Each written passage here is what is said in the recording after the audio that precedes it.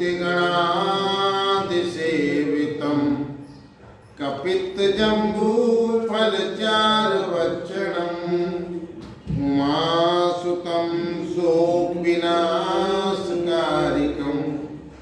नमामि विघ्नेश्वरपादपङ्कजम्। श्रीगुरुचरण सरोज रज निजमल मुकर सुधार वरणौ रघुवर विमल जस जोधायक फलचार। बुद्धिहीन तनु जानिके सुमिरौ पवन कुमार बल बुद्धि विद्या देहु मोहि हरौ कलेश विकार। हरि ओम। जय हनुमान ज्ञान गुण सागर जय कपीश तिहुँ लोक उजागर। रामदूत अतुलित बल धामा अंजनी कोट पवन सुत नामा। महावीर विक्रम बजरंगी कुमति निवार सुमति के संगी। कंचन वरण विराज सुबेसा मंगल तुलसी केसा। हाथ वज्र और गदा निवाजे श्याम दूर जनेऊ साजे। शंकर सुमन केसरी नंदन तेज प्रताप महाजगवंदन। विज्ञान गुणी अति चातुर राम काज करके पुरवार। प्रभु चरित्र सुनिए को रखिया राम लखन सीता मन रखिया। सूक्ष्म रूप धरि सियहि दिखावा विकट रूप धरि लंक जरावा। भीम रूप धरि असुर संहारे रामचंद्र धरि के काज सवारे।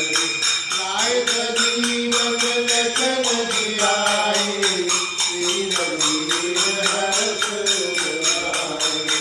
रघुपति कीन्ही बहुत बड़ाई तुम मम प्रिय भरत समुझाई। कैस बदन तुम्हारो जस गावे अस कहि श्रीपद धरि लगावे। चमत्कारिक ब्रह्मांड मुनीसा नारद भारत तर्क अहिंसा। यम कुबेर दिगपाल जहांते कवि कोविद कर सकल कहांते। मोहतार तुझी महिला नाम मिलाए राज संगीला। तुमरो मंत्र विधि जय माना नमस्ते करो भय सब जग जाना। गुरु कहते हो जन पर भानु कार मधुर मन जानी। ब्रह्मोत्रिका में तनुक मानी जगत नाम जय अचरज जानी। दुर्गम काज जगत के जेते सुगम अनुग्रह तुम्हारे तेते। नाम दुआरे तुम रखवारे मोहन आज्ञा बिन कर पारे। सब सुख लहे तुम्हारी चरना जो रखत दाऊ को धरना। आपन तेज सहारो आपे तीनों लोक आपसे पापे। दुख सुखास निकट नहीं आवे महावीर जन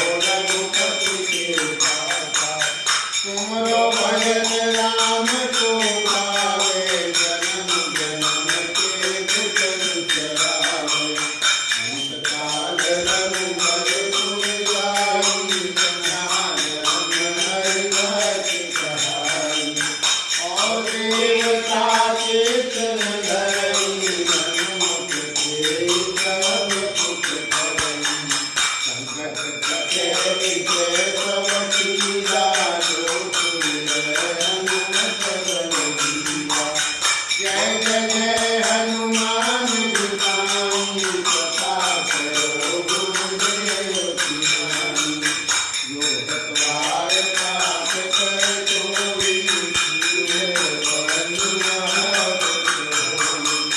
गोय पर हनुमान चलेगा होय देवता की जोड़ीगा तुलसीदास समान तेरा कीजे नाथ जय महादेवा कीजे नाथ जय महादेवा पवन तनय संकट हरण मंगल मूर्ति रूप राम लखन सीता सहित हृदय बसो सुरभूप लखन सिया राम चंद्र पति जय शरणम शंकर हरिओम जय जय सिया राम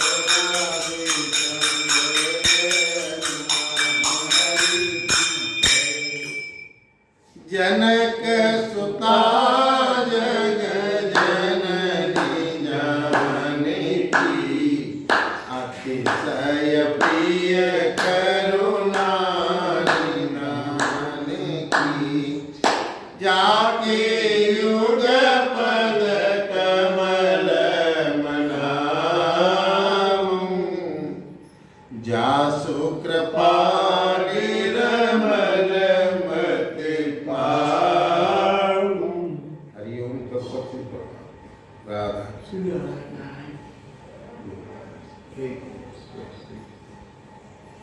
राजा परीक्षित फिर प्रश्न करने लगे क्योंकि समय अब नजदीक आता जा रहा है। पूछने लगे भगवान ब्रह्म काल के कारण से हमेशा परे ब्रह्मा जो है और कारण से हमेशा परे सत्य रजतम ये तीनों गुण उसमें है ही नहीं। ब्रह्मा न तो सतोगुणी है न रजोगुणी है न तमोगुणी।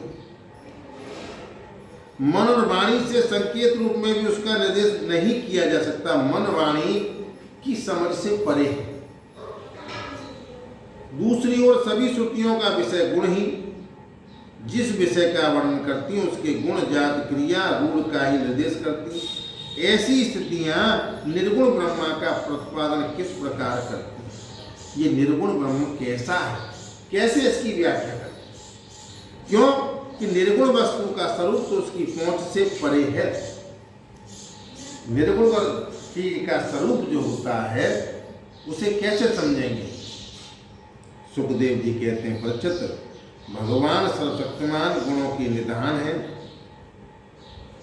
और स्पष्ट वेद की श्रुतियां भी सगुण का ही निरूपण करती हैं कि जब तक सगुण नहीं होगा तब तक निर्गुण समझ में आएगा। जब तक हम मूर्ति पूजा नहीं करेंगे तब तक हमारी समझ में कोई भी चीज नहीं आएगी।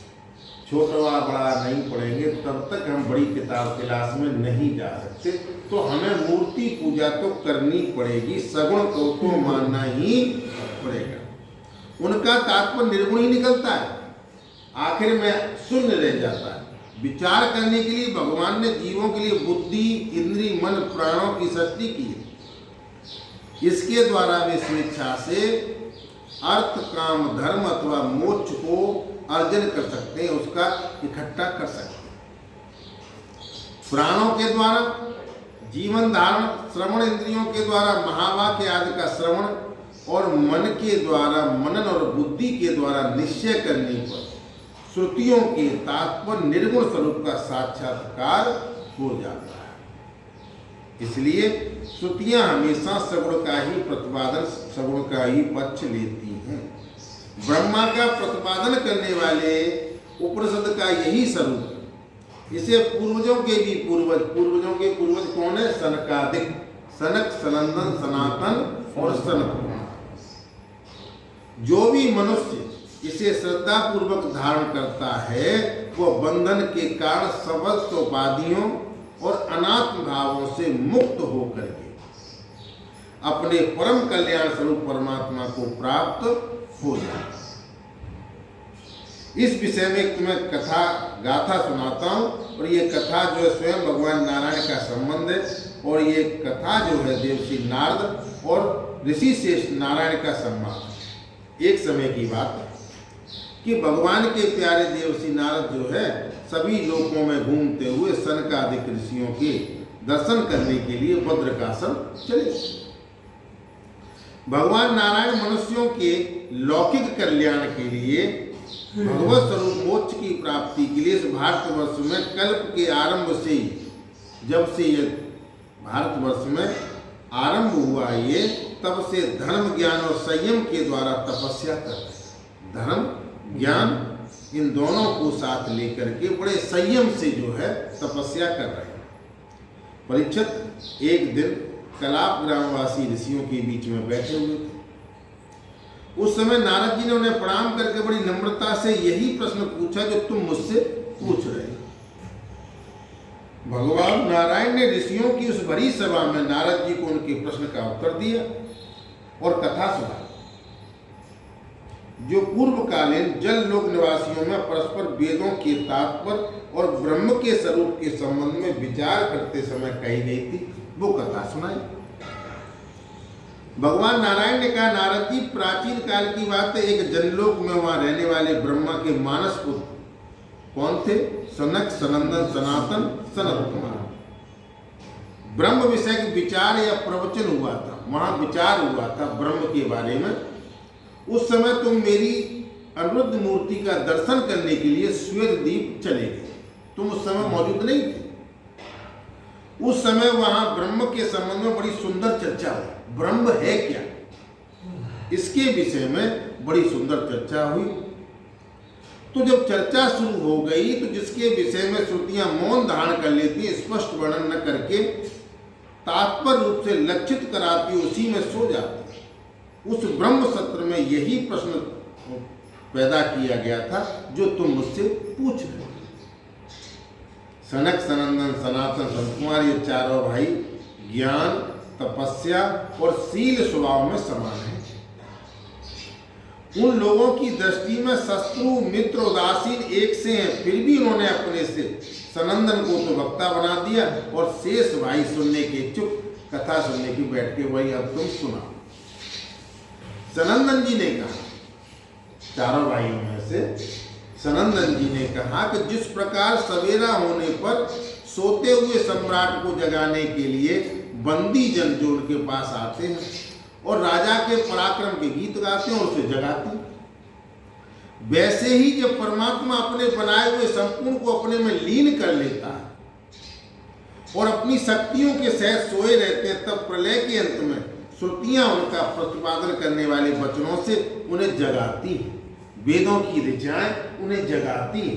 जब भगवान जो सारी सृष्टि को अपने अंदर लीन कर लेते हैं और सैर कर जाते हैं तो जगाते हैं। जैसे सोया हुआ राजा है तो बंदी जन आएंगे, उसके वृद्धावली गाएंगे कि महाराज के पिताजी ये उन्होंने ऐसा किया, बढ़िया काम किया, ये किया, वो किया, तो ऐसे करके उन्हें जब जगाते हैं, ऐसे ही वेदों की ऋचाएं, श्रुतियां भी भगवान जब प्रलय के समय सारी सृष्टि को अपने अंदर लीन कर लेते हैं तब वो जगाते हैं। श्रुतियां क्या कहती हैं? हे अजित, जिनको नहीं जीता जा सकता उनको कहते हैं अजित। आप ही सर्वश्रेष्ठ हैं, आप पर कोई विजय नहीं प्राप्त कर सकता। कोई चाहे तो भगवान को अलग जबरदस्ती या हठपूर्वक कोई जीत ले, नहीं जीते। आपकी जय हो प्रभु, जय हो। हे प्रभु, आप स्वभाव से ही समस्त ऐश्वर्यों से पूर्ण है, इसलिए चराचर प्राणियों को फंसाने वाली माया का नाश कर दिया। हे प्रभु, इस माया ने दोष के लिए जीवों के आनंद में सहज स्वरूप का आच्छादन करके उन्हें बंधन में डालने के लिए सत्वाद गुणों को ग्रहण किया है। देखो, हम कितना भी चाहें, हम ये चाहते हैं कि माया में न फंसें, लेकिन हमारे प्रारब्ध के जो कर्म हैं हमें जबरदस्ती उन चीजों में ढकेल देते। हम बहुत चाहते हैं कि हम भगवान का भजन करें, अच्छे कर्म करें, अच्छी चीज जगह बैठें, लेकिन हमारे प्रारब्ध के जो कर्म होते हैं ना, प्रारब्ध जो होता है हमारा, वो हमें जबरदस्ती उन कार्यों में लगा दे। नहीं, कोई आदमी जानबूझ के कभी गलत काम करना नहीं चाहता, लेकिन श्री कृष्ण गोविंद हरे मुरारी, हे नाथ नारायण वासुदेवा, श्री कृष्ण गोविंद हरे मुरारी, हे नाथ नारायण वासुदेवा, हे नाथ नारायण वासुदेवा, हे नाथ नारायण वासुदेवा, हे नाथ नारायण वासुदेवा, हे नाथ नारायण वासुदेवा, श्री कृष्ण गोविंद हरे मुरारी, हे नाथ नारायण वासुदेवा, राधे कृष्ण राधे कृष्ण राधे कृष्ण गोविंद, राधे कृष्ण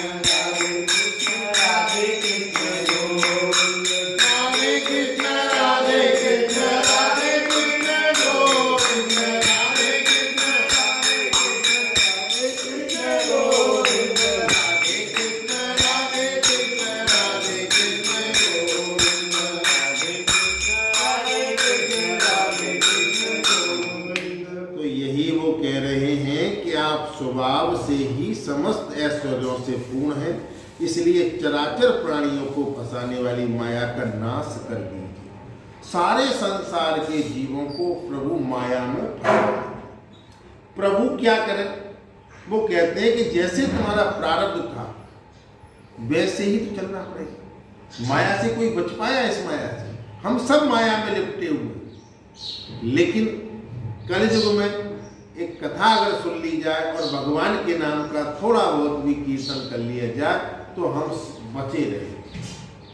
माया तो अपना असर दिखाएगी, लेकिन फिर हम थोड़े बहुत हम बचे रहे, नहीं तो फिर हमारा गड्ढे में जाना निश्चित है। हम अपने रास्ते से भटक गए।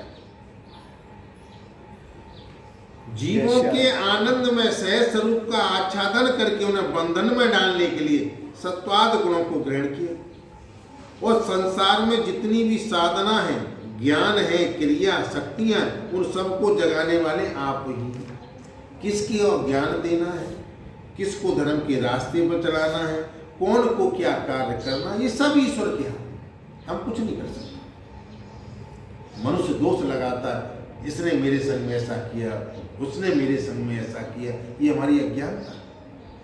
हम अपने प्रारब्ध को भोग रहे और भोगना भी चाहिए, लेकिन आगे ध्यान रखें कोई ऐसी गलती न हो जाए कि फिर हमें, क्योंकि ये जीव कभी नष्ट तो होता नहीं, अनाद काल से चला रहा है, लेकिन हमें ध्यान रखना चाहिए कि अगला जन्म मिले, अगली योनि मिले, या तो हम परमात्मा का सानिध्य प्राप्त कर लें, नहीं तो अगर अच्छी योनि में जन्म मिले जहाँ कथा होती हो, भागवत होती हो, संत लोग रहते हो, भगवान के भक्त रहते हैं, ऐसी तमन्ना है। इसलिए आपके मिटाए बिना ये माया मिट नहीं सकती। तुम ये सोचो कि ये माया मिट जाए, लेकिन जब तक प्रभु की कृपा नहीं होगी तब तक ये माया मिट नहीं। इस विषय में यदि प्रमाण पूछा जाए तो आपकी श्वासभूत श्रुतियां ही हमें ही प्रमाण है, या हम आपका स्वतः वर्णन करने में असमर्थ हैं। श्रुतियां, वेदों की ऋचाएं भी प्रभु के रूप को, सुंदरता को, भगवान के गुणों को, भगवान की खूबियों की व्याख्या नहीं कर सकते। परे, इन चीजों से परे, कब किसके गुण से रीझ जाए। 56 प्रकार के भोग लगाओ, न ग्रहण करें, और कोई रूखी रोटी में सबरी के झूठे बेर खाने के लिए बड़े स्वादिष्ट है भैया, बड़े स्वादिष्ट है, कोई नहीं कह सकता प्रभु। परंतु जब कभी आप माया के द्वारा संसार की सृष्टि करके सगुण हो जाते हैं, माया का आश्रय लेते, ईश्वर को भी माया का सहारा लेना पड़ता है, और वो मायापति तो है ही, तभी तो ये लीला कर पाते हैं। नहीं, क्या जरूरत है प्रभु को, तो सगुण हो जाता है। उसको निषेध करके लीला करते हैं, अथवा उसका सच्चिदानंद स्वरूप से विग्रह प्रकट करके ये खेला करते हैं। ये यकिंचन आपका वर्णन करने में समर्थ होती है, इसमें संदेह नहीं कि हमारे द्वारा इंद्र वरुण देवताओं का भी वर्णन किया जाता है, परंतु सारे मंत्र, सभी मंत्र दृष्टा ऋषि प्रतीत होने वाले संपूर्ण जगत को ब्रह्म स्वरूप ही अनुभव, सारा संसार ही ब्रह्म स्वरूप है, परमात्मा का ही रूप है। क्योंकि जिस समय सारा जगत नहीं रहता उस समय केवल ब्रह्म ही शेष रहता। जैसे घट, मिट्टी के कितने भी आइटम बना लिए जाए, लेकिन आगे पीछे घूम घाम करके तोड़ फोड़ होकर के कितने भी दिन बने रहे, जितना समय होता, लेकिन वो एंड में मिट्टी ही शेष रह जाती। मिट्टी से उत्पन्न होने वाली चीजें धीरे धीरे मिट्टी में ही समा जाती। तब क्या पृथ्वी के समान विकार्य नहीं, आप तो एक रस हैं, निर्विकार हैं, इसी से तो संसार आपसे उत्पन्न नहीं महसूस हो रहा। इसलिए घट, शराब आदि का वर्णन भी मिट्टी का ही वर्णन है, इंद्र वरुण देवताओं का वर्णन भी आपका वर्णन है। और यही कारण है कि विचारशील ऋषि मन से जो कुछ सोचा जाता है, वाणी से जो कुछ कहा जाता है, उसे आप में स्थित आपका ही स्वरूप देख, जो भी बोल रहा है वो कह रहा है वो प्रभु की ही वाणी है। प्रभु के अलावा कोई बोलने का अधिकार किसी को नहीं। लेकिन मनुष्य अपना पैर चाहे कहीं भी रखे, ईंट पत्थर काट पर होगा वो पृथ्वी पर ही, जिसका भी आधार होगा वो जमीन पर ही होगा। पलंग पर सो रहे, लेकिन पलंग भी पृथ्वी पर ही टिका हुआ है। इसलिए हम चाहे जिस नाम से ईश्वर का, जिस रूप का वर्णन करें, वो आपका ही नाम है, आपका ही रूप है और आप है। किसी को भी मान के चलिए, सब ये गोविंद की ही माया है। हे भगवान, सतरजतम इन तीन गुणों की माया से बने हुए अच्छे बुरे भाव, अच्छी बुरी क्रिया में जाया करती है। सुनो सुल्तान सिंह, हम क्या करते हैं कि अच्छे बुरे भाव और अच्छी बुरी क्रियाओं में उलझ जाते हैं। ये काम अच्छा है, ये काम बुरा है, तो इन क्रियाओं में हम उलझ जाते हैं। परंतु आप तो उस माया नटी के स्वामी, उसको नचाने वाले मायापति हैं, संसार के जीवों को नचाने वाले आप ही हैं। इसलिए विचारशील पुरुष आपकी लीला कथा के अमृत सागर में गोते लगाते। कुछ मत करो जीवन में, ज्यादा गहराई में जाओगे तो फंस जाओगे, लेकिन राम नाम गंगा की धार बही जाए,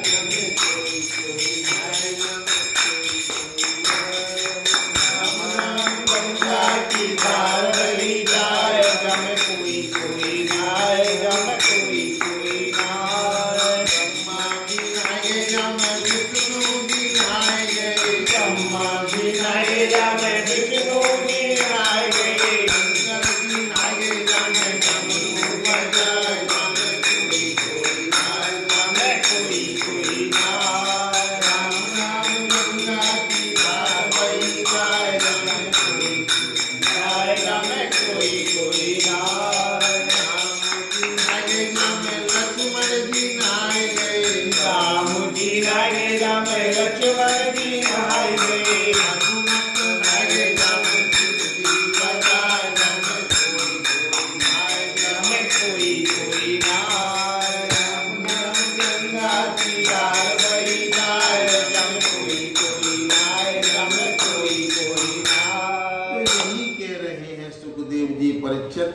कि विचारशील पुरुष अपनी लीला कथा के अमृत सागर में गोते लगाते रहते हैं और इस प्रकार अपने सारे पाप ताप को धो बहा देते हैं। हमारे जीवन के जितने भी पाप हैं, जाने अनजाने में किए हैं, उनको धोने का एक ही साबुन है, राम की गोविंद की कथाएं और भगवान के नाम का कीर्तन। और कोई साधन है ही नहीं। क्यों न हो, आपकी लीला कथा सभी जीवों के माया मन को नष्ट करने वाली है। कितनी भी गंदगी हो, अगर हम रोजाना थोड़ा थोड़ा थोड़ा थोड़ा साबुन लगाते रहेंगे ये राम नाम का, तो एक दिन ये गंदगी खत्म हो ही जाएंगे। जिन महापुरुषों ने आत्मकथा के द्वारा, आत्मज्ञान के द्वारा अंतःकरण के राग द्वेष जो शरीर के कालकृत जरा मरण दोष मिटा दिए, वो निरंतर आपके स्वरूप की अनुमति में मगन रहते। और जिसने भी जो अनुभव किया कि हाँ गोविंद के नाम के और गोविंद की कथाओं से हमारे जीवन में बदलाव आया, वो कभी इस प्रभु की कथा को छोड़ ही नहीं सकते, प्रभु के नाम को कभी भूल भी नहीं सकते। जिसने भी एक बार गोता लगा लिया वो कभी ये नहीं चाहेगा कि मैं अब इसमें गोता न लगाऊं, मैं इस कथा को न सुनूं।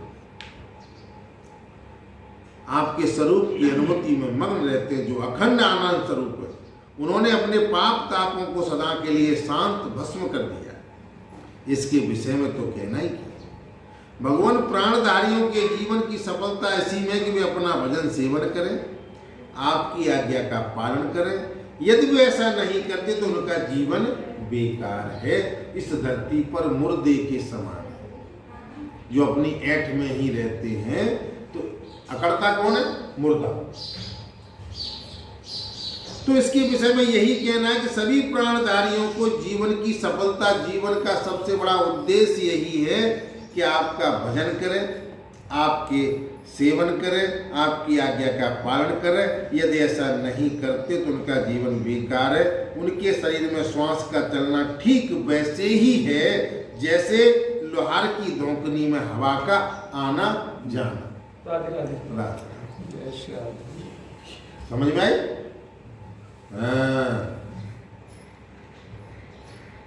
महत्त्व अहंकार ने आपके अनुग्रह से आपके मन में प्रवेश करने की ब्रह्मांड की सृष्टि की। अन्न में, प्राण में, मनो में, विज्ञान में, आनंद में, इन 5 कोशों में पुरुष रूप से रहने वाले, उनमें मैं की स्मृति करने वाले भी आप ही। सब कुछ पता है कि परमात्मा का ही सारा खेल है, लेकिन फिर भी मैं और मेरा और मैं ये जो लगी रहती है, ये भी परमात्मा ही करा रहा है। जैसा आपकी जय हो। झूठे गुण धारण करके चराचर जीव को आच्छादित करने वाली इस माया को नष्ट कर लीजिए। हे गोविंद, जो माया जो झूठी है, हमें खूब पता है टिकाऊ नहीं है, तो इसको आप खत्म कर देंगे। आपके बेचारे जीव इसको नहीं मार सकेंगे। जीवों में इतनी सामर्थ्य नहीं है कि इसको मार दें, इसको अलग कर दें, नहीं पार कर सकेंगे। वेद इस बात के गीत गाते हैं कि आप सकल सद्गुणों के समुद्र हैं, हे प्रभु आप हमें बचाएं। सारे वेद आपके सद्गुणों का वर्णन करते हैं, इसलिए संसार के सभी विद्वान आपके मंगल में कल्याणकारी गुणों के श्रवण, स्मरण आदि के द्वारा आपसे प्रेम करते। कोई कथा में आनंद ले रहा है, रास्ते अलग अलग हैं। कोई भगवान के भजन में मस्त है, कोई भगवान की सेवा में मस्त है, कोई भगवान के दर्शन में मस्त है। तो आपके चरणों का स्मरण करके संपूर्ण क्लेशों से मुक्त हो जाता है। जब वो निश्चिंत होकर के और भगवान के भजन में लग जाता है, फिर उसे डर किस बात का। जैसे मीरा ने कहा था कि मेरा तो गिरधर गोपाल दूसरों में कोई। जब हम भी इतने मजबूत हो जाएंगे, कह देंगे हमारे पास गोविंद है, तो बकर हो जाए तो कल गोविंद को आना ही पड़ेगा। आपके ही अस्तित्व से केशों के अस्तित्व का अनुभव होता है। उनके न रहने पर भी अंतिम अवधि रूपी आप विराजमान रहते हैं। जब कोई चीज नहीं रहती तब भी ब्रह्म मौजूद रहता है। जैसे हम सो रहे हैं, हम तो सो गए, लेकिन फिर भी ईश्वर जागता है। हर अपने भक्त की, हर एक जीव की रक्षा करता रहता है। तुम भले ही सो जाओ और कोई अगर चीज तुम्हारे शरीर पर अगर कोई चढ़ती है या कोई संकेत देती है, लेकिन उसे जगाने वाला, बताने वाला कौन है? वो ईश्वर है। क्योंकि वास्तव में जो कुछ वृत्तियों के द्वारा अस्ति नास्ति के रूप में अनुभव होता है, वो समस्त कार्य कारणों से आप परे हैं। नेत वेद भी कहते हैं बार बार, क्योंकि आप उस निषेध के भी साक्षी हैं। वास्तव में आप ही एकमात्र सत्य हैं। इसलिए आपके भजन के बिना जीवन और जीव का रहना व्यर्थ है। आपके भजन के बिना इस जीव का जीवन बिल्कुल बेकार है, क्योंकि वो इस महान सत्य से वंचित है, वो जानता ही नहीं। जब वो जान जाएगा कि ये कथा, ये गोविंद का भजन कितना सात्विक है, समय लगता है, किसी चीज को पूरा करने में समय लगता है, लेकिन जब फल मिलता है ना, आदमी के तो देखो जाको फल, सबर के फल मीठा होता है। ऋषियों ने आपकी प्राप्ति के लिए अनेकों मार्ग बताए, योग के द्वारा, समाधि के द्वारा, तप के, तमाम रास्ते बताए। हे प्रभु, हृदय से ही आपको प्राप्त करने का श्रेष्ठ मार्ग सुषुम्ना नाड़ी ब्रह्मरंध्र तक गई हुई है। जो पुरुष इस ज्योतिर्मय मार्ग को प्राप्त कर लेता है, उससे ऊपर की ओर बढ़ता है, वह फिर जन्म मृत्यु के चक्कर में नहीं। और जिसने भी ये रास्ता अपना लिया, फिर उस जीव का जन्म मरण नहीं होता, वो परमात्मा के सानिध्य में चला जाता। हे भगवान, नर बपु प्रतिपद यत्त्वं श्रवण स्मराद नर हरे न भजन्त नृणामिदं द्रत दुच्छवस्तम विपुलम तत्। हे नर हरे, मनुष्य शरीर प्राप्त करके यदि मनुष्य आपके श्रवण वर्णन और स्मरण आदि के द्वारा आपका भजन नहीं करते, तो ऐसे जीवों का सांस लेना धोंकनी के समान बेकार। मनुष्य जन्म पाकर के किसी के काम नहीं आए, किसी की सेवा नहीं की, भगवान का दर्शन नहीं किया, अर्चन बंदन नहीं की, शरणागति नहीं की, क्यों आए? बेकार। तो भगवान आपने ही देवता, मनुष्य, पशु पक्षी योनियां बनाई है, ईश्वर ने ही बनाई है। जैसे जो कर्म करके जाता है उसी योनि में डाल देते हैं। हमेशा सब रूपों में आप भी इसलिए कारण रूप से प्रवेश न करने पर आप ऐसे जान पड़ते हैं मानो प्रविष्ट हुए हो। और पशु पक्षी में भी वही परमात्मा है। आज तुम किसी को डंडा मार रहे हो तो उम्मीद करो जब उसका कोई अपराध नहीं, भाई जानवर में बुद्धि नहीं होती, लेकिन तुम में तो बुद्धि है, लगती तो सबकी। उतनी ज्योति डंडा अगर तुम्हारी लगाया जाए तो आकाश पाताल एक कर, लेकिन नो ही गैयन के मार रहे, नो ही पीट रहे। विभिन्न आकृतियों का अनुसरण करके कहीं उत्तम कहीं अधम रूप से महसूस होता है। नीच में भी वही है, संत में भी वही परमात्मा है, लेकिन वो अपने जीव का कभी साथ नहीं छोड़ता। बोले जो तू कर रहा है तू भोगेगा, लेकिन मैंने जो वादा किया कि मैं तेरा साथ कभी नहीं छोड़ूंगा, उसको मैं निभा रहा। लेकिन जो तू वादा करके आया था, वादा कब किया था? जब माँ के गर्भ में था और तू नरक में पड़ा हुआ था, तो तूने कितने वायदे किए थे कि हे प्रभु इस नरक से निकालो, मैं तप करूंगा, भजन करूंगा, तुम्हारे कथाओं में आनंद लूंगा और रात दिन में कोई तुम्हारे अलावा कुछ करूंगा ही नहीं। लेकिन वो जीवन में बस एक ही काम करता है कि भगवान को छोड़ करके सारे काम करता है। भगवान के लिए इसमें समय नहीं। जैसे अब कहते हैं कि ईश्वर का है, जैसे आग छोटी बड़ी लकड़ियों और कर्मों के अनुसार प्रचुर अल्प परिणाम में उत्तम अधम रूप में महसूस होती है। लकड़ी अगर टेढ़ी है तो आग भी आपको टेढ़ी दिखाई देगी, जबकि आग टेढ़ी नहीं है। ऐसे ही परमात्मा सबके अंदर है, लेकिन दिखाई नहीं। मैंने कई बार कहा है कि दूध के अंदर मक्खन है, लेकिन वो दिखाई नहीं देता। क्यों? कि जब तक कर्म नहीं करोगे, उस रास्ते पे नहीं चलोगे, तब तक वो रास्ता सुगम नहीं होगा, मक्खन नहीं निकलेगा। इस शरीर को तो तपाना पड़ेगा, इसके लिए कुछ न कुछ तो करना। अब तुम लोग घर बैठे सब कुछ हो जाए तो वहां भजन करो। अब घर पे ही बैठे हो, कोई कार्य नहीं है, बैठ जाओ। हरे राम राम राम राम हरे हरे, हरे कृष्ण याद आ गया, हरे हरे, हरे राम राम राम हरे हरे, हरे कृष्ण कृष्ण कृष्ण हरे हरे, हरे राम राम राम हरे हरे।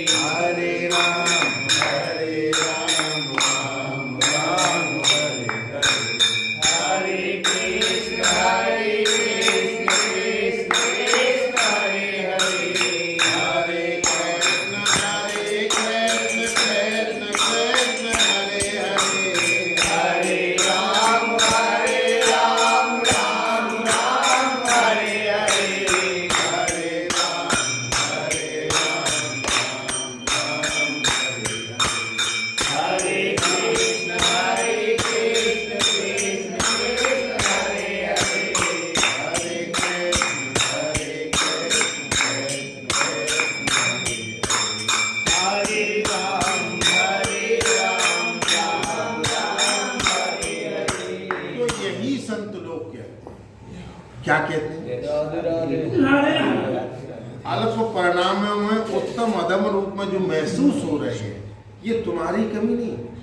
हम ऐसे कर्म कर आए थे जिससे हम परेशान, हम ऐसी जगह डाले गए, ऐसे माहौल में हमको भगवान ने डाला, ये कमी हमारी है, परमात्मा और अब भी हम इस परेशानी में रह करके उस परमात्मा के बताए रास्ते पर नहीं चलते, फिर भी परमात्मा की कोई कमी नहीं है, ये फिर भी तुम्हारी कमी। इसलिए संत पुरुष लौकिक पारलौकिक कर्मों की दुकानदारी से, उनके फलों से विरक्त हो जाते। हमें भगवान के नाम को लेना है, गोविंद की कथा को सुनना है, लेकिन इसका क्या फल मिलता है, इससे कोई मतलब नहीं। फल की इच्छा नहीं करनी, वो तो देने वाला वो है। कब किस गुण पर रीझ जाए, कब किस गुण पर खुश हो जाए, ये बस वही जानता है। हमें अपना कर्म करना चाहिए। हमें आधा घंटे, 1 घंटे, 15 मिनट अगर गोविंद की कथा मिल जाती है, ये जीवन में बहुत बड़ी उपलब्धि, बहुत बड़ी। धन तो आना जाना है, निकलता रहता है, आता रहता है, कभी टिकाऊ है नहीं, लेकिन ये जो राम नाम की जो गठरी तुम बांध रहे हो, ये यहाँ भी काम देगी और वहां भी काम। राम नाम मन दीप दर चाहे दे हरि द्वार। जिब्या पे जिस समय हम राम नाम रूपी इस मणि को जैसे ग्रहण कर लेंगे, तो ये अंदर भी प्रकाश देगी और बाहर भी प्रकाश देगी। तो अपनी निर्मल बुद्धि से सत्य असत्य आत्मा अनात्म को पहचान कर, तुम्हारे अंदर बुद्धि है, कौन अच्छा है कौन बुरा है, क्या सत्य है क्या झूठ है, ये तुम्हारा विवेक है। जिन्हें स्वार्थ बस किसी से कोई कर नहीं, अच्छा है उसका स्वागत करो, सम्मान दो, बुरा आदमी उससे दूरी, उसकी वो बुराई मत करो, लेकिन उससे दूरी बना के रखो। आप सर्वस्व एक रस समान रूप से स्थित सत्स्वरूप का साक्षात्कार करते हैं, इसलिए आत्मा को पहचान संसार के झूठे रूपों में नहीं। ऋषि मुनि महात्मा इस संसार के प्रपंच में कभी फंसते नहीं, क्योंकि ये संसार माया का जाल है, इसमें जो फंस गया निकल नहीं पाता। और तुम निकलने की भी कोशिश करो, लेकिन तुम्हारा प्रारब्ध तुम्हें निकलने नहीं देता, बहुत प्रबल है, वो सबको भोगना पड़ेगा। हे प्रभु, जीव जिन शरीर में रहता है उनके कर्म के द्वारा निर्मित होते हैं। शरीर जीव जिन शरीरों में रहता है वे उसके कर्म के द्वारा बनते हैं। शरीर, हमारी जो शरीर की रचना होती है, हमें घर खानदान परिवार जो भी कुछ मिलता है, हमारे कर्मों के हिसाब से ही बनता है। मैंने कहा ना, राम नाम की गठरी, गोविंद की कथा का जो आनंद है, जो आज आप जो भी तपस्या कर रहे हैं, तपस्या ही है। ये जब इकट्ठा होगा ना, तो आगे जाकर के आपका जब रिकॉर्ड बनेगा, उसके हिसाब से आगे का शरीर, आगे का रास्ता, आगे के सारी सुविधाएं आपको मिलेंगी। बहुत सी चीजें ऐसी जो दिखाई नहीं देती लेकिन होती, उनका अनुभव होता है।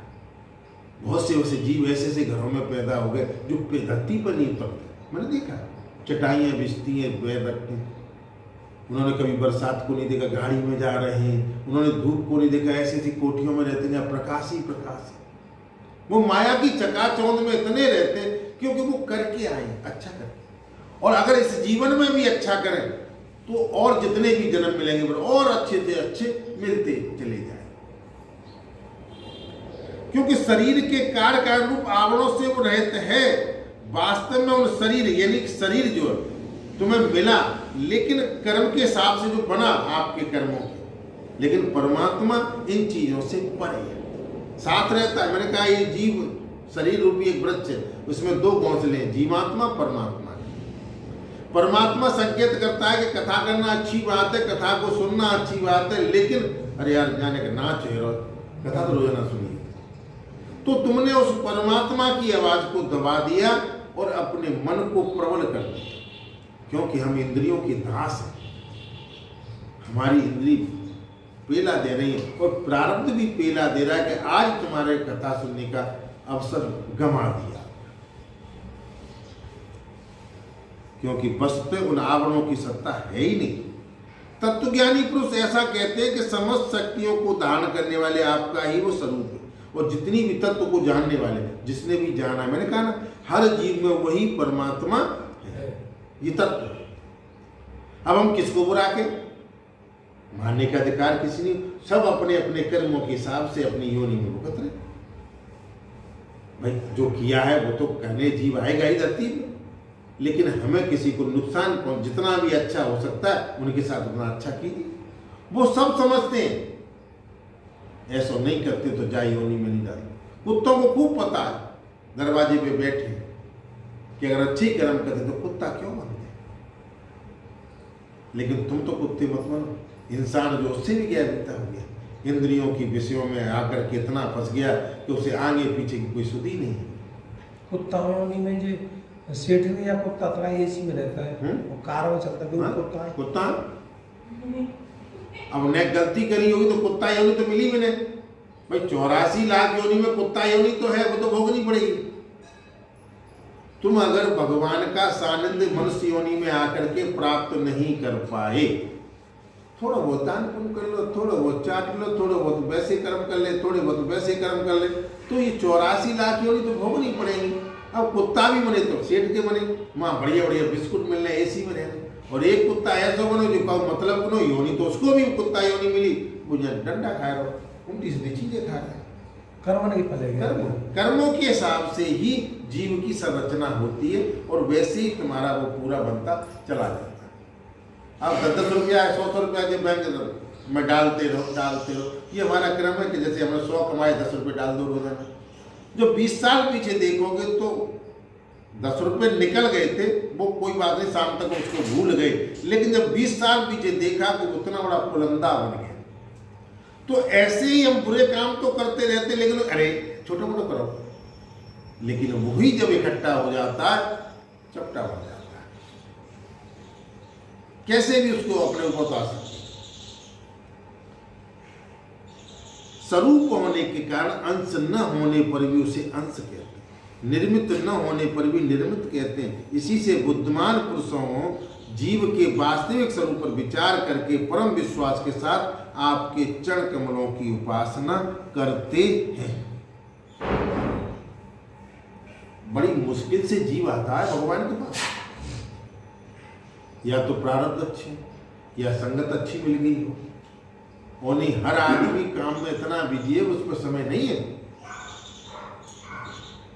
तो इसी से बुद्धिमान पुरुष अगर वास्तव में बुद्धिमान होगा तो गृहस्थी में लगा हुआ मनुष्य जो है खूब मौज ले ले, लेकिन उसे पता है कि मुझे अब परमात्मा के सानिध्य में जाना है, तो मौज लेकर के भी पार चला जाता है। क्योंकि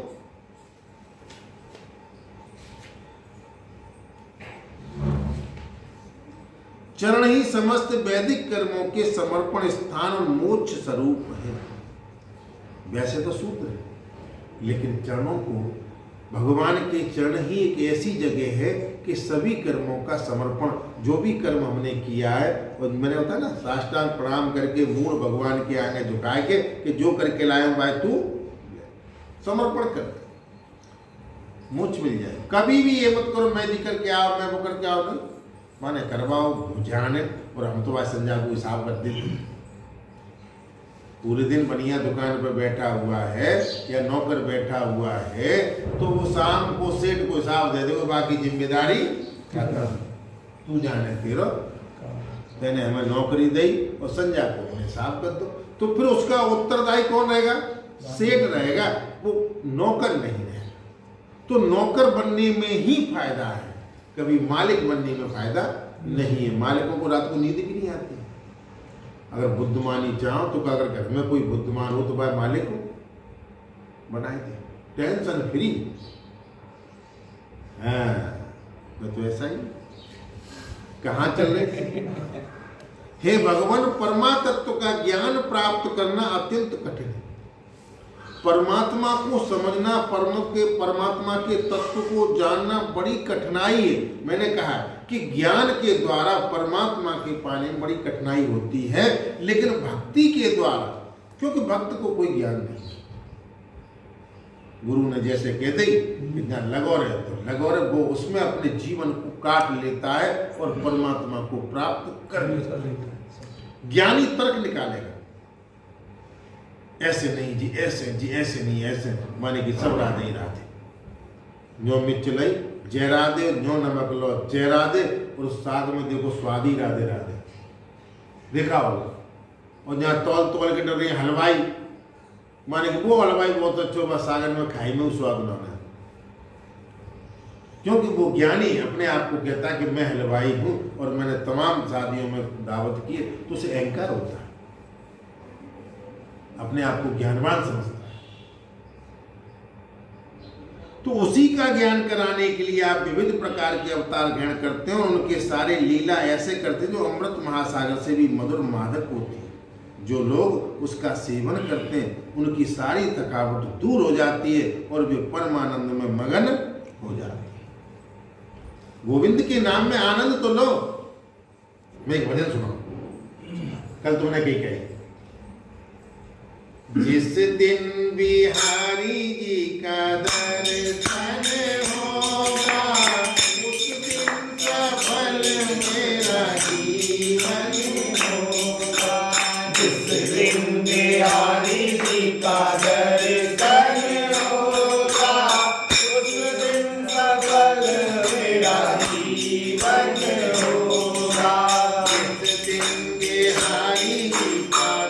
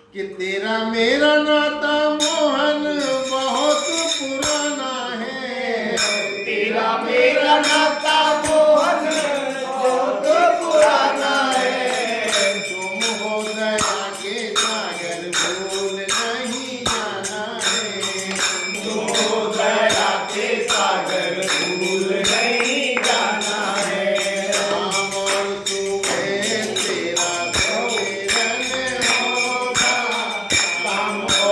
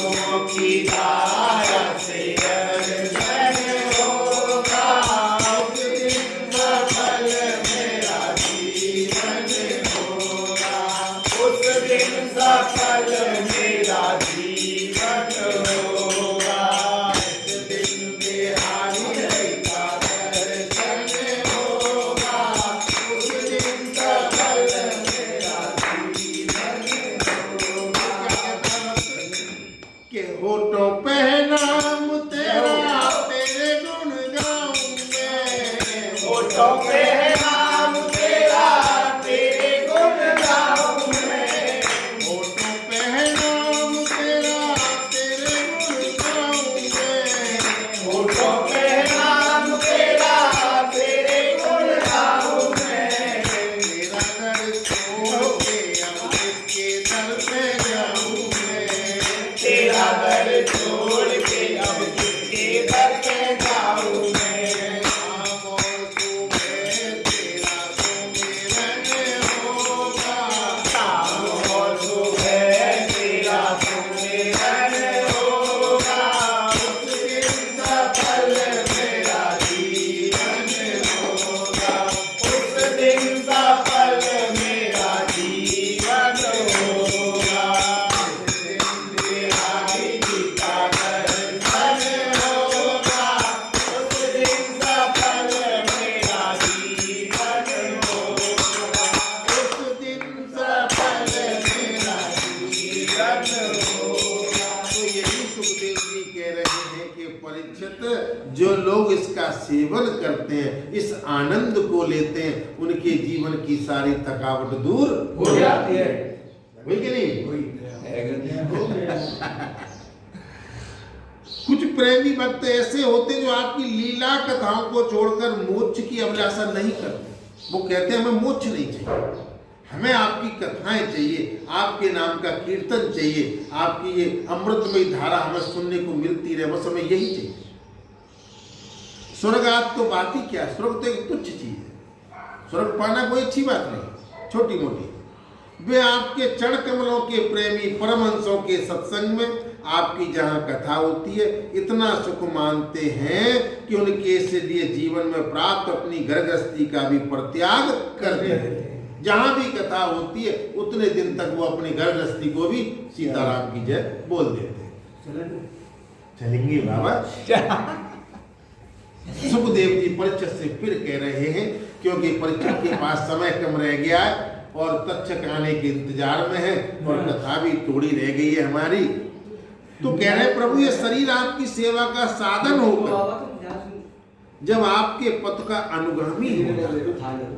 बाबा कथा का आनंद लो, आज गोविंद मूड में तो सुनाए रहो। ये शरीर आपकी सेवा का साधन होकर जब आपके पथ यानी रास्ते का अनुगामी हो जाता है, उस रास्ते पर चलने को राजी हो जाता है, तब आत्मा हितैषी प्रेमी प्रिय व्यक्ति के समान आचरण करता है। तब उसके आचरण में बदलाव आता है। जब तक हम इस रास्ते पे नहीं चलेंगे, हमारे जीवन में बदलाव नहीं आएगा, हम गधा पटारे बने ही रहेंगे। सुखदेव जी कहते हैं, परीक्षित आप जीव के सच्चे हितैषी हैं, प्रियतम आत्मा है, सबसे बड़े सहयोगी हैं, मित्र हैं, क्योंकि आत्मा है। और जी परमात्मा जामते आत्मा निकलेगी पिज्जा में ढांचे में रहेगा।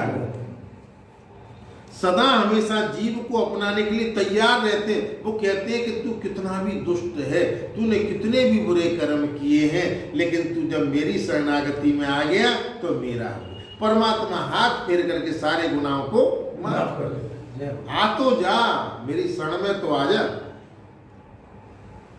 इतनी सुगमता होने पर भी भगवान ने इतनी जो सुविधा बना रखी है मनुष्य के लिए, और अनुकूल मानव शरीर को पाकर के भी शरीर में कोई कमी नहीं, रोग दोग कुछ नहीं, क्या बात की कमी नहीं, 2 टाइम रोटी मिल रही है, फिर भी लोग शंख बाबा आदि के द्वारा आपकी उपासना नहीं करते, अपना मित्र भी उसे नहीं बनाते, उसके पास जाने के लिए आपको समय नहीं। ये कमी क्यों कौन की है? कमी तो अपनी नहीं ना, नहीं कहते कमी। अरे हाँ, आध जल्दी आएगी।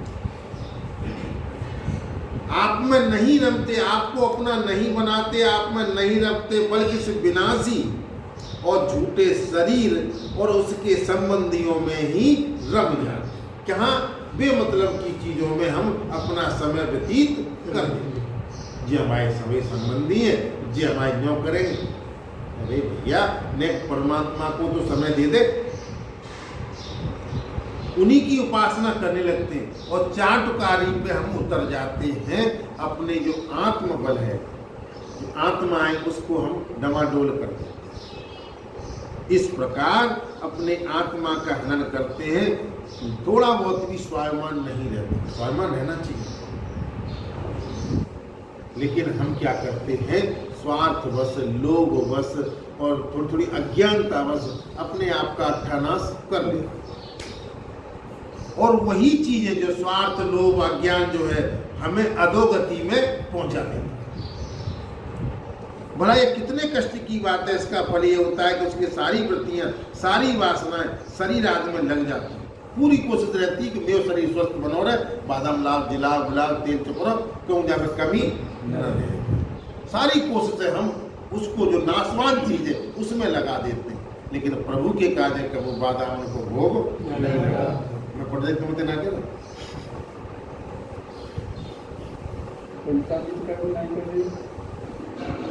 उनकी सारी वृत्तियां, सारी वासनाएं शरीर में लग जाती हैं। फिर उनके अनुसार उनको पशु पक्षी आज न जाने कितने बुरे बुरे शरीर ग्रहण करने पड़ते, जिनको हम यानी देखना भी पसंद नहीं करते। उनमें हम जैसे ही जीव प्रवेश करते हैं।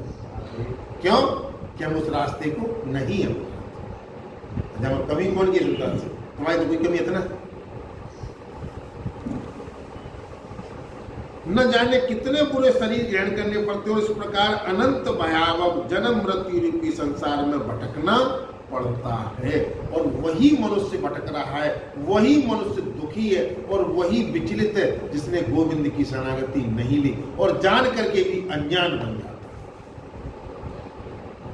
इसलिए आनंद लो हे प्रभु। बड़े बड़े विचारशील योगी यति अपने प्राण मन इंद्रियों को वश में करके दृढ़ योग अभ्यास के द्वारा आपको द्वारा हृदय में आपकी उपासना करते, बहुत तरीका अपनाते हैं कैसे भी करके प्रभु हमें मिल जाए। परंतु आश्चर्य की बात तो ये है कि जिस पद की प्राप्ति होती है उसकी प्राप्ति उन दुश्मनों को भी हो जाती है जो आपसे बैरभाव रखते हैं। तुम भगवान से प्यार करते हो, दिखावटी करते हो, जो दुश्मनी करता है वो दिल से करता है। पानी पी पी के गाली देता, पानी पी पी के गाली देता। तो तुम्हारे कर्म क्यों पाए कर्म, फिर फर्क कौन सा रहो? पहले तो मुख पहुंचेगा। इसलिए हमारी उपासना में, हमारे कर्म में, हमारी निष्ठा में अभी कमी है। मान तो लेते, ऊपरी बनते, चलो ठीक है, फलानी बात तुमने कह दी तो हमने मान ली, लेकिन पनारो हम कह रहे हैं मई जिक्र। उपासना मानो तो घंटा आधा घंटा जब उपासना कर रहे हो तभी तक ध्यान लगा रहे हो। और बेरी तो सो जाओ तो वो प्लान बना रहे हो, भाई हर वक्त वाला ध्यान भाई उसके रूप में कि कहूँ खेलो तो बारे में कहाँ मिले। परंतु आश्चर्य की बात तो ये है, फिर कह रहे हैं कि उन्हें जिस पद की प्राप्ति होती है उसी को प्राप्ति उन दुश्मनों को भी हो जाती है जो आपसे बैर भाव रखते हैं। क्योंकि स्मरण तो वो भी करते हैं, तुम भी भगवान को याद कर रहे हो और याद वो भी कर रहा है, लेकिन वो तन में हो करके याद कर रहा है, तुम्हारे बारे में सोच रहा है कैसे मिले वो। बात देखो,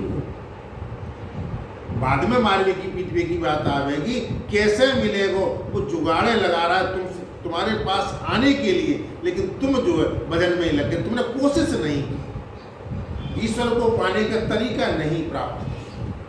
कैसे ही कह रहा हूं?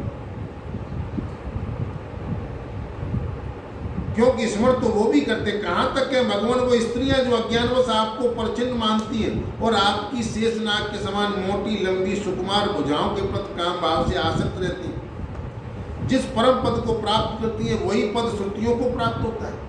उपजा ने क्या किया था, लेकिन मुक्त हो गई और देखती रही। क्या लगाया था? एक बार भगवान को अंगरागी तो लगाया था और उसने भगवान को पा लिया, लेकिन उसका ध्यान तो भगवान में।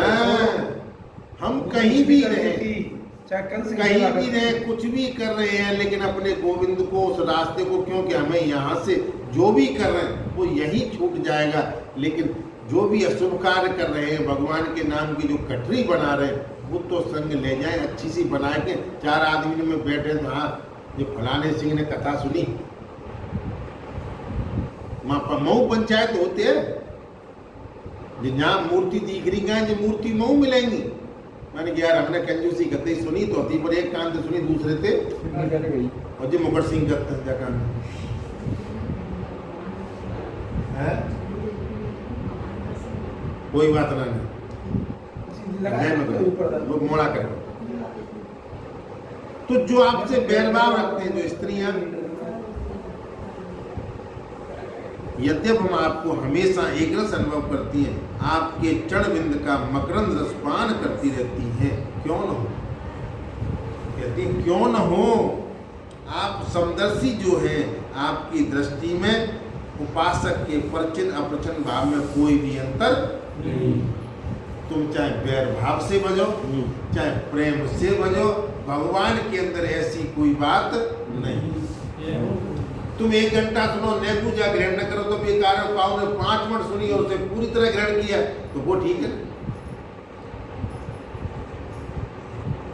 हे परमानंद स्वरूप स्वामी, मैं आपका अंश हूं।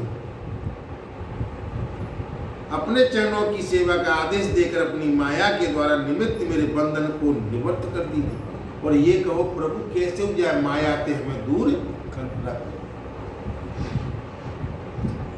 कोई बिरले शुद्धांत कर्ण महापुरुष आपके अमृत में कथा संबंध में विहार करते हुए परमानंद में मगन रहते हैं। कोई किसी मनुष्य को कथाओं में आनंद आता है नहीं। बहुत से लोग तो हम जैसे तो प्रसादी ले भी जाते और बहुत से चर्चा कर भी जाते हैं कि फलाने सिंह आज तुम दिख गए, क्या कह रहे हो क्या ना कर।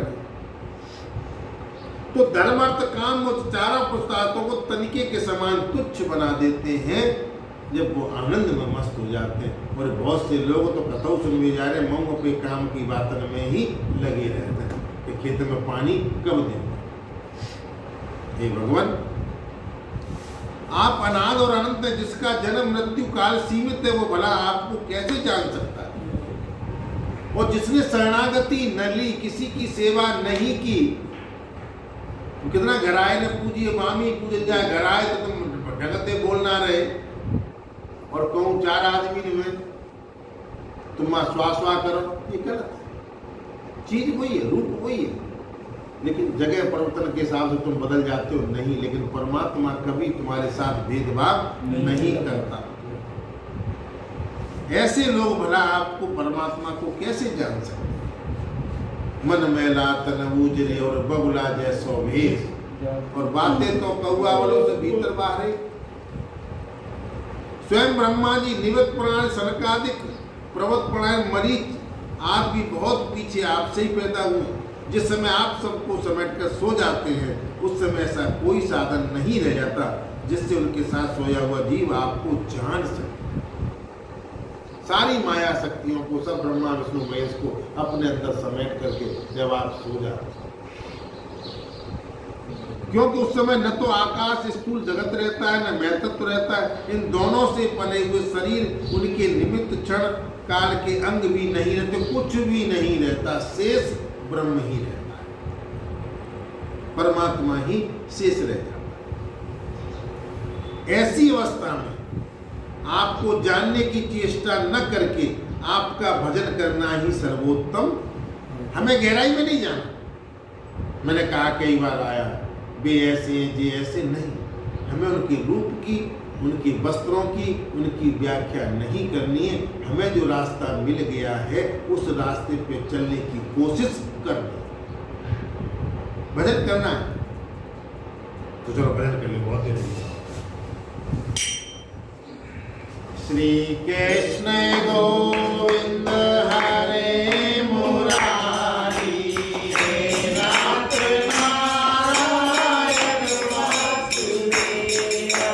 श्री कृष्ण गोविंद हरे मुरारी, हे नाथ नारायण वासुदेवा। हे नाथ नारायण वासुदेवा,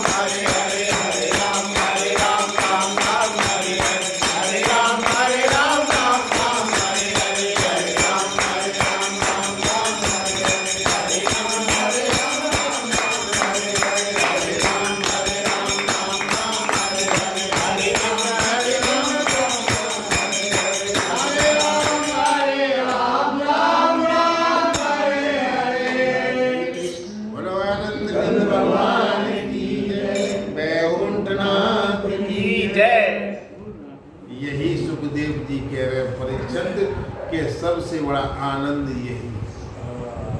भजन किया करो तो मस्त हो जाया करो, सारी टेंशनों को दूर भगाने वाली यही एक दवाई है, बाकी सब। इन दोनों से परे हुए शरीर निमित्त क्षण मुहूर्त काल के अंग भी नहीं रहते, उस समय कुछ भी नहीं रहता, यहाँ तक कि शास्त्र भी आप में समा जाता।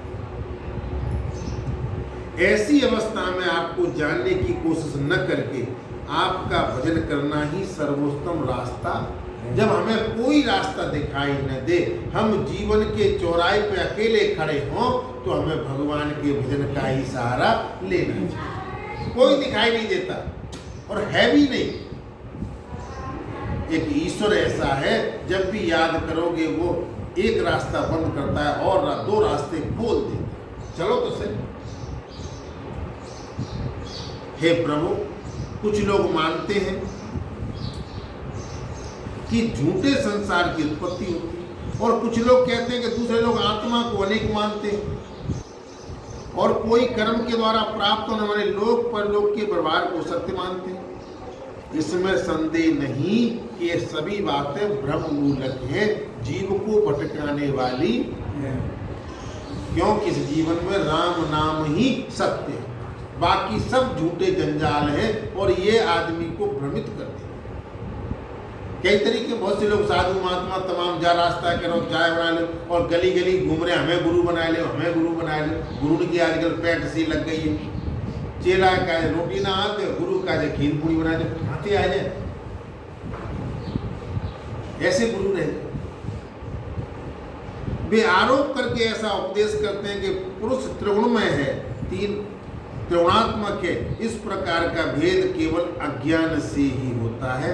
आप हमेशा अज्ञान से हमेशा परे हैं, क्योंकि परमात्मा के आगे न तो माया टिक सकती है, न अज्ञान ठहर सकता है। परमात्मा तो अज्ञान से, सत्य, रजोगुण, तमोगुण, ये सतगुण से भी परे है। इसलिए ज्ञान स्वरूप आपको किसी प्रकार भेदभाव, जब ज्ञान हो जाता है, मैं बता रहा हूँ, ज्ञान भी होना जरूरी है। ज्ञान के द्वारा कर्म अच्छा हो जाए।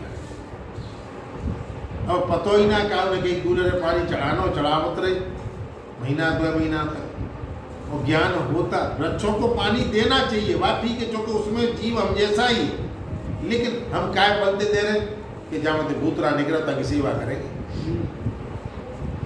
ऐसे तो लोग करते हैं। हाँ, तो ये त्रिगुणात्मक संसार मन की कल्पना मात्र है, मन के द्वारा सोचा है। केवल यही नहीं, परमात्मा और जगत में अलग महसूस होने वाला पुरुष भी कल्पना मात्र ही है, कुछ भी नहीं है। ये एक जीव है, ये परमात्मा का अंश है, जिसको जैसे हम किसी के हैं, ये हमें अमानत मिली। अमानत क्या है? ये शरीर। किस लिए मिला? कि इसके द्वारा हम अच्छे कर्म कर सकते हैं। ऊँट है, गधा है, घोड़ा है, नियोनियों में तो खाओ पियो बस, चले जाओ, मस्ती कर लो, बाकी और तो कुछ कर नहीं सकते। तो ये धरोहर भगवान ने जब इतनी सुंदर दी और इसको पाकर के भी हम प्रभु को नहीं मना पाए, उसके सानिध्य को नहीं प्राप्त कर पाए, तो ये जीवन लेना हमारा बेकार। चाहे अनमने, मैंने कई बार कहा कि अनमने से आलस में कैसे भी तुम बैठ जाओ। जैसे अमृत की बूंद जाने में पी लो, चाहे अनजाने में पी लो, वो अपना असर देगी। ऐसे ही राम नाम की जो कथाएं, गोविंद के नाम की जो कथाएं, चाहे ओगत में सुन ले, चाहे सोवत में सुन ले, चाहे खूब होश आवास में सुन लो, वो अपना असर देगी, उसका फल आपको मिलेगा। कब बढ़ती? ये ईश्वर के हाथ। तुमने कैसे भाव से सुनी, उसी भाव के हिसाब से आपको उसका फल मिलेगा। इस प्रकार वास्तव में झूठा होने पर भी अपने सत्य अधिष्ठान आपकी सत्ता के कारण ये सत्य सा महसूस हो रहा है। इसलिए भोक्ता भोग्य दोनों के संबंध को सिद्ध करने वाली इंद्रियां, जितना भी संसार है, सबको आत्मज्ञानी पुरुष आत्म रूप से सत्य नहीं मानते। जो भी संसार में जो भी दिखाई दे रहा है, कोई भी चीज सत्य नहीं। जो सत्य है वो दिखाई दे नहीं रहा, क्योंकि देखें कैसे? ये आंखें तो माया के द्वारा बनी हुई है, तो इन आंखों से माया की चीज ही दिखेंगी। इन आंखों से माया के द्वारा निर्मित चीजें हैं वही हमको दिखाई देंगी। सत्य तो इससे परे है, वो हमें दिखाई नहीं देगी। जैसे शरीर का ढांचा तो दिखाई दे रहा है, लेकिन उसमें बैठा हुआ परमात्मा हमें दिखाई नहीं दे रहा, क्योंकि वहां तक हमारी पहुंच नहीं है। सोने से बने हुए कड़े कुंडल सोना ही होती है, इसलिए उसको इस रूप में जानने वाला पुरुष उसे छोड़ता नहीं। सोने से बनी हुई चीजें, चाहे वो कहूँ गंदगी में डरी हो, चाहे अच्छी जगह ले लो, चाहे कहूँ रूप कैसा भी हो, लेकिन जानकार है उसे उठा लेगा और धन लेगा। ऐसे ही जिसने भी परमात्मा के नाम को जान लिया, उसके तत्व को समझ लिया, उसका आनंद ले लिया, वो उस आनंद को छोड़ नहीं सकता, क्योंकि वो जानता है, उसके अंदर ज्ञान है कि जीवन का सार यही है, बाकी सब निस्वार्थ चीज है। इसी प्रकार ये संसार आत्मा में ही कल्पित, आत्मा से ही व्याप्त है, इसलिए आत्मज्ञानी पुरुष से आत्म रूप ही मानते हैं। हे भगवान, जो लोग ये समझते हैं कि आप सभी प्राणी पदार्थों के अधिष्ठान हैं, सबके आधार हैं, सर्वत्र भाव से आपका सेवन भजन करते हैं, वे मृत्यु को तुच्छ समझकर मृत्यु के सिर पर लात मार करके विजय प्राप्त कर लेते हैं। वो मृत्यु को नहीं समझता, ये तो आना जाना, इसके लिए सोचना क्या, नया जीवन मिलेगा, उत्सव मनाओ, भगवान के भजन गाओ। कोई आदमी संसार से जा रहा है, कीर्तन करो, भजन गाओ, हंसी खुशी चला जाए। लेकिन जो लोग आपसे विमुख हैं, वो चाहे जितने बड़े विद्वान हो, उन्हें आप कर्मों का प्रतिपादन करने वाली स्मृतियों से पशुओं के समान बांध लेते हैं। भाई ऐसा करते हैं कि तू जा माया में लगो ही रहे, दिन रात चौगनी ते तरक्की होती रहे, और तू भगवान ते कोसों दूर। अब यहाँ जितने बैठे गए सब नंग परमेश्वरी, और न्या को गुड़गुड़ी होती तो कथा सुन नहीं, माया में लगे होते, माया दुनिया के चक्कर में। इसके विपरीत जिन्होंने आपके साथ प्रेम का संबंध जोड़ रखा, लेकिन जब तक प्रेम नहीं हो, और जिन्होंने प्रेम का संबंध जोड़ रखा है, वो न केवल अपने को बल्कि दूसरों को भी पवित्र कर दे।